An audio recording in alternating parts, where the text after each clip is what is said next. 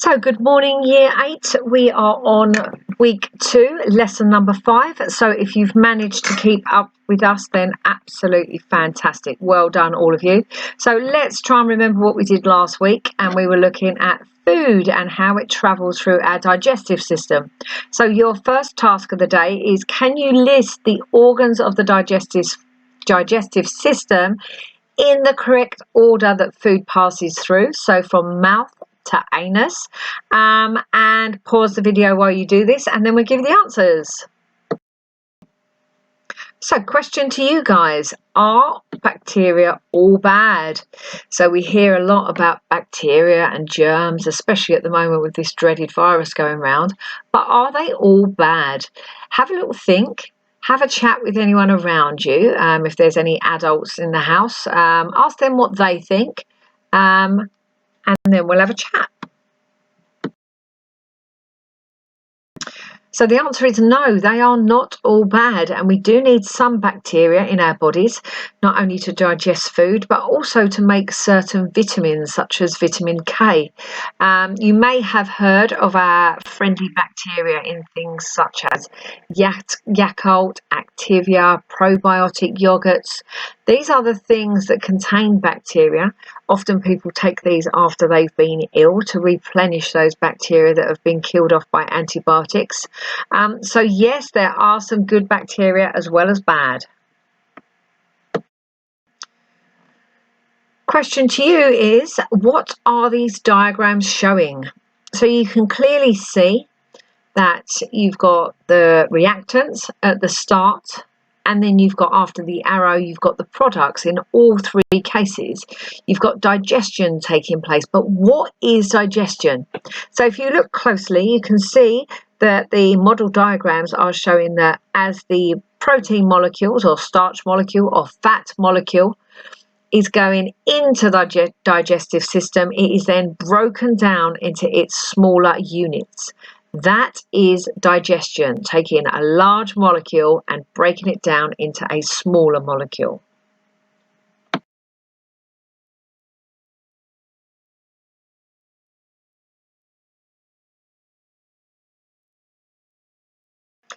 So how does the body actually do this? How does it turn large molecules into smaller molecules?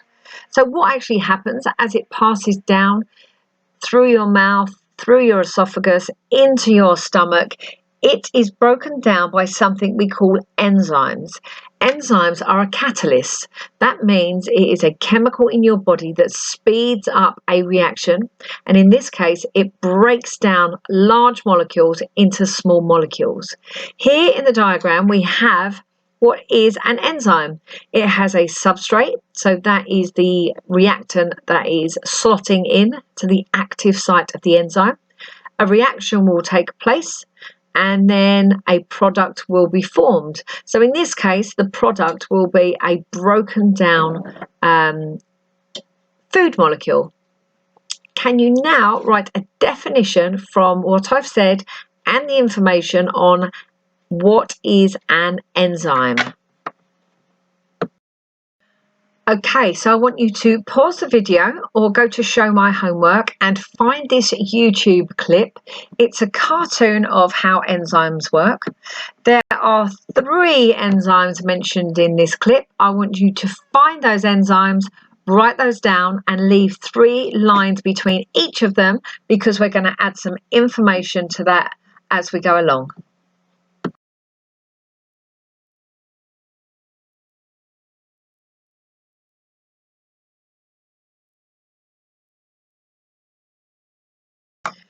In the video, you should have found the enzymes amylase, breaks down starch into sugars, protease, that breaks down protein into amino acids, and lipase, which breaks down fats and oils into fatty acids and glycerol.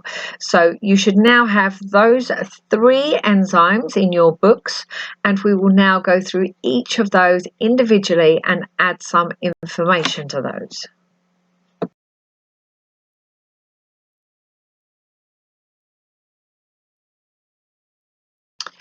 So our first enzyme is amylase. This is part of the carbohydrate group of enzymes.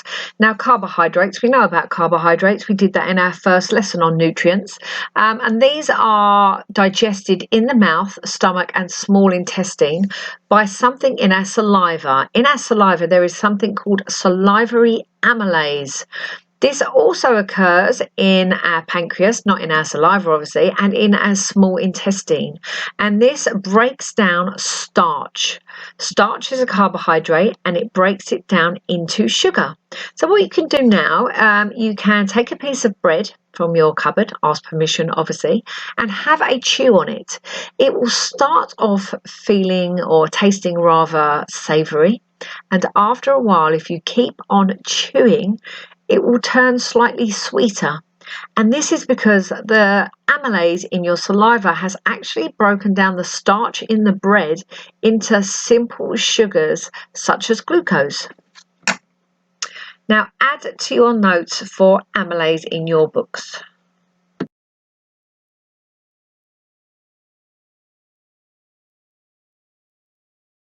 So our next enzyme is protease. So protease, like in the name, is for proteins. So proteins are digested in the stomach and the small intestine, and they are broken down into amino acids. Stomach acid is incredibly strong. It's made of hydrochloric acid, and that also helps digestion. It also kills anything harmful that you may have taken into your body. So now, can you please add some information from the information on your screen, pause the video, to your protease enzyme information in your book.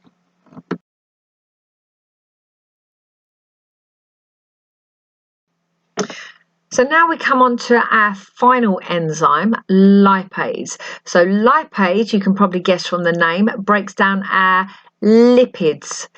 These are our fats and oils. It is produced in the pancreas and the small intestine. However, lipase needs a little bit of help. So bile that is produced in our liver is used to actually break down some of our fats. So a little bit like we use washing up liquid to break down fats and oils when we do our washing up into smaller droplets. Bile does exactly the same thing. It breaks up large chunks of fat into smaller droplets. That gives it a larger surface area so that the lipase enzyme has access to it, so it can break it down into smaller molecules of fatty acids and glycerol. So again, take some information from the screen, pause your video and add to the information in your books.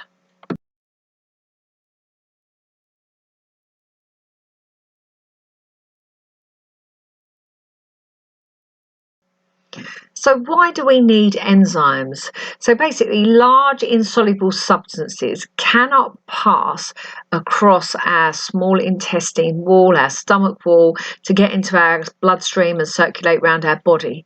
So enzymes are used to break down these small molecules into soluble substances. These smaller soluble substances, soluble means it's dissolvable, so these smaller substances can then pass across the wall of the small intestine to then be absorbed into our body, into our bloodstream, and then be carried all around our body to wherever it is needed, and for whatever purpose it is needed for. It keeps us healthy, keeps our body functioning, provides our body with sugars for respiration, and all the things we need for our metabolism. Okay, so that is a lot of information that we have gone through today, and we need to try and get that information into our long-term memory bank. So what we're going to do now, we're going to condense that information into an enzyme revision card. So something like you see on the screen. So we have our 3 enzymes mentioned here. We've got what they do. So, for example, amylase breaks down starch into sugars. We find that it's produced in our saliva glands and our small intestines. We've also put a little extra column on this one to extend your learning of the acidity, the pH of the area that is produced in. just to give you an idea of the difference between the strong hydrochloric acid in the stomach and the more neutral acidity, alkalinity in our small intestines, pancreas, and in our mouths. So what I want you to do now, I want you to use this information and make your own revision card, an enzyme revision card. You can make it on paper, on PowerPoint, on a laptop, on Word, whatever you want to do, but let's try and condense everything we know into a small revision card, and then over the Easter holidays we can try and learn this information.